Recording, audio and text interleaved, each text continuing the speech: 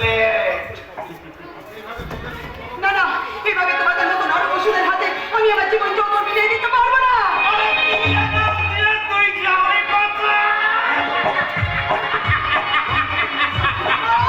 বন্ধ করো, বন্ধ করো তোমাদের এই নোংরা হাসি। তোমরা জানো না কি আমি কি আমার সত্যিকারের পরিচয়। ওই যদি একবার তোমাদের সংবাদ পায় তাহলে রাস্তার কুকুরের মতো তোমাদের গুলি করে মারবে। আমরা তোমার দেহটায় রাস্তার কুত্তার মতো চেটে চেটে খা।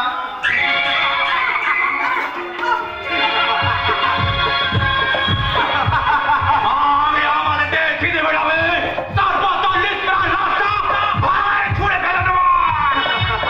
তোদের লাশ দুটো ঢাকায় জমা হয়ে যাবে পাঁচশো বুলেট। পরিকর্ণ বল, তুমি যে সেম সাইড গেম খেলছো, কিশোর লালজি হুকুম দিয়েছে। চোখ সারা কিশোর লালের বাচ্চারা, যদি জানে বাঁচতে চাস তো ভাগ এখান থেকে, ভাগ বলছি।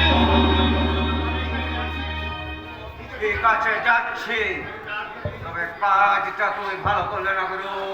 ভাগ। এই ছোট্ট ভুলটার জন্য সারা তো জিন্দিগিটা পুরো ভুল হয়ে যাবে। যাবে সারা যা। তোদের মতো জ্ঞানদাসের কাছ থেকে জ্ঞান নেওয়ার জন্য এই কর্ণের জন্ম হয়নি। ঠিক বলেছেন, এভাবে নিজের জীবন বিপন্ন করে এই পূজার নারীত্ব আপনি রক্ষা করলেন। কিন্তু কিন্তু কেন রক্ষা করেছি বলো তো? কারণ তোমার ওই জীবন যৌবন আমি এই উপভোগ করতে চাই। সরে যান, সরে যান আমার সামনে থেকে, নইলে কিন্তু আমি চিৎকার করবো।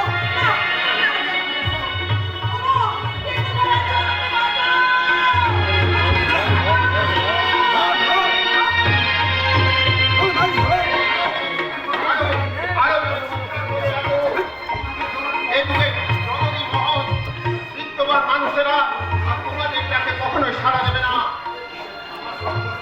আমার সর্বনাশ করো না, দয়া করে আমাকে এখান থেকে যেতে দাও। তোমাদের মতো আমার মতো জ্ঞান দেওয়ার মতো তোমাদের মতো বিদ্যমান মানুষদের জন্য আজ আমরা সমাজ থেকে ছিটকে পড়া অবাঞ্ছিত জিনিস।